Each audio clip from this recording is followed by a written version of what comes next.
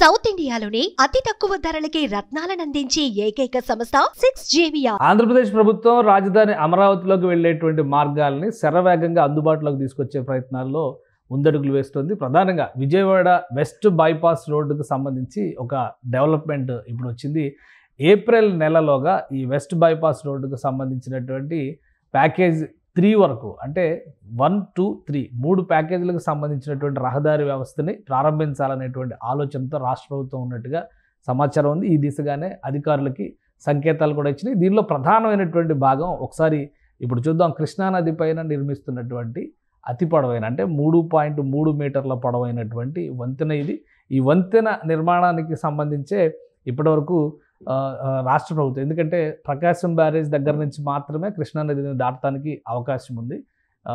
మూసీ నది దాటిన తర్వాత, అంటే తెలంగాణ గట్టు దాటిన తర్వాత ఉన్నటువంటి ప్రాంతాల్లో ప్రధానమైనటువంటి వంతెన ప్రకాశం బ్యారేజ్ మాత్రమే. నాగార్జున సాగర్ వీటితో పోల్చి చూసినప్పుడు అవన్నీ కూడా ఎగువన వచ్చేటువంటివి, కానీ దిగువన వచ్చేది ప్రకాశం బ్యారేజ్ మాత్రమే. ఇప్పుడు ప్రకాశం బ్యారేజ్కి ఎగువన దాదాపు ఒక 10 నుంచి 15 కిలోమీటర్ల దూరంలో ఈ కొత్త వంతెన సిద్ధమైంది. ఇవి కూడా 5 నెలల క్రితం తీసినటువంటి దృశ్యాలు. ఇప్పుడు ఉన్నటువంటి తాజా దృశ్యాలను చూస్తే కనుక ఫొటోస్ రూపంలో అందుబాటులో ఉన్నాయి. ఈ దృశ్యాలు ఇవన్నీ కూడా కంప్లీట్ చేయడం ద్వారా, ఎందుకంటే ఇది మొత్తం వెస్ట్ బైపాస్ రోడ్డుకు సంబంధించి 4 ప్యాకేజీలు ఉన్నాయి. ఇది థర్డ్ ప్యాకేజ్ని అదానీ గ్రూప్ నిర్మిస్తుంది.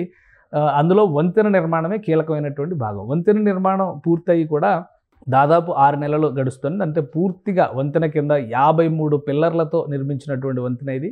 4 లేన్ రహదారి, అంటే ఇటు నుంచి వెళ్ళేటువంటి వాహనాలు 2 వరుసలు, అటు నుంచి వచ్చేటువంటి వాహనాలు 2 వరుసలతో కూడినటువంటి రహదారి వ్యవస్థ ఇది. సో దీన్ని దృష్టిలో పెట్టుకొని ఈ వంతెన ప్రారంభమైతే ఇది నేరుగా విజయవాడ చేరక ముందరే గొల్లపూడి దగ్గర కనెక్ట్ అయ్యేటువంటి వంతెన ఇది. కృష్ణానది మీద నుంచి నేరుగా అమరావతిలో, అంటే వెలగపూడి వెనుక భాగంలోకి ల్యాండ్ అయ్యేందుకు అవకాశం ఉన్నటువంటిది అంటే 3వ ప్యాకేజ్ కింద చేస్తున్నటువంటి డెవలప్మెంట్. ఇక మిగతాది చూస్తే కనుక మిగతా భాగం ఇంకా నిర్మాణంలో ఉంది. ఈ నిర్మాణానికి సంబంధించినటువంటి ప్రక్రియ పూర్తి కావడానికి కనీసం ఒక 6 నెలల సమయం పడుతుందని చెప్పని భావిస్తున్నారు. కాబట్టి ఈలోగానే 3 ప్యాకేజీలకు సంబంధించి, అంటే విజయవాడ నుంచి రాజమండ్రి వైపు వెళ్ళేటువంటి వాహనాలకు సంబంధించినటువంటి రాకపోకలకి ఇప్పటికే ప్రారంభోత్సవం జరిగిపోయింది. ఒక రకంగా చెప్పాలంటే మొన్న సంక్రాంతి పండుగ సందర్భంగా విజయవాడ మీదుగా వెళ్ళేటువంటి వాహనాలు నగరం లోపలికి వెళ్లకుండా బయట నుంచే పంపించేశారు. ఇప్పుడు నగరం లోపలికి వెళ్ళేటువంటి, నగరం నుంచి గుంటూరు వైపు వెళ్ళేటువంటి వాహనాలు నగరంలోకి వెళ్లకుండా వెళ్ళడానికి ఉండాల్సినటువంటి మార్గం కింద దీన్ని అభివృద్ధి చేస్తున్నారు. ఈ వంతెన పూర్తి అయిపోయి పూర్తిగా ప్రారంభోత్సవం జరిగితే కనుక అమరావతిలోకి నేరుగా ల్యాండ్ అవ్వచ్చు. 4th ప్యాకేజ్, అంటే కాజా టోల్ గేట్ వరకు 4వ ప్యాకేజ్ నిర్మాణం జరుగుతుంది. దాదాపు 17 కిలోమీటర్లు అమరావతి నగరంలోంచి వెళ్ళేటువంటి రహదారి వ్యవస్థ ఇది. సో అది రెడీ అవ్వడానికి కొంత సమయం పడుతుంది. ఏప్రిల్ మాసంలోగా ఈ ప్రక్రియను పూర్తి చేయడం ద్వారా దీనిని ప్రారంభించాలని ఆంధ్రప్రదేశ్ ప్రభుత్వం భావిస్తుంది. దీనికి సంబంధించి కాంట్రాక్ట్ సంస్థలకి, నేషనల్ హైవే అథారిటీస్ కూడా రాష్ట్ర ప్రభుత్వం ఇప్పటికే ఇన్ఫర్మేషన్ ఇచ్చింది.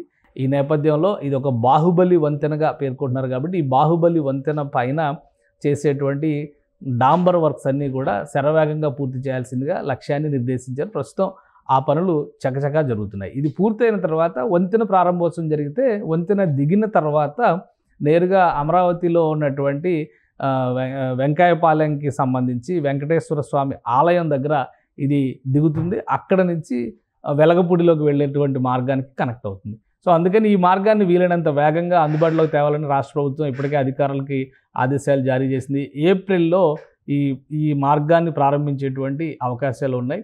గుంటూరు నుంచి గన్నవరం ఎయిర్పోర్ట్కి వెళ్ళేటువంటి వాహనాలు కూడా కాజా వరకు కనుక రహదారి వ్యవస్థ రెడీ అయితే శరవేగంగా గన్నవరం ఎయిర్పోర్ట్కి రీచ్ అవ్వడానికి అవకాశం ఉంటుంది. లేదంటే గుంటూరు గన్నవరంలో దిగినటువంటి దేశ విదేశాలకు చెందినటువంటి అతిథులు ఎవరినైనా కానీ విజయవాడ నగరం ట్రాఫిక్ రద్దీలోంచి కాకుండా నేరుగా ఈ బైపాస్ మార్గం ద్వారా అమరావతిలోకి తీసుకొస్తే ఆ ప్రాంత అభివృద్ధికి సంబంధించి ఒక అవగాహన వస్తుందనేటువంటి ఆలోచన రాష్ట్ర ప్రభుత్వం చేస్తుంది. రాబోయేటువంటి రోజుల్లో వరుసగా MNCలకు సంబంధించి కానీ, దేశ విదేశాలకు చెందినటువంటి ప్రతినిధులు కానీ అధ్యయనాల కోసం ఈ ప్రాంతానికి వచ్చేటువంటి అవకాశం ఉంది. కాబట్టి ఈ వంతెనను వేగంగా అందుబాటులోకి తీసుకురావాలని ప్రభుత్వం భావిస్తుంది. అన్నీ కుదిరితే ఏప్రిల్ మాసాంతంలాగా ఈ మార్గాన్ని ప్రారంభించేటువంటి అవకాశాలు ఉన్నాయి.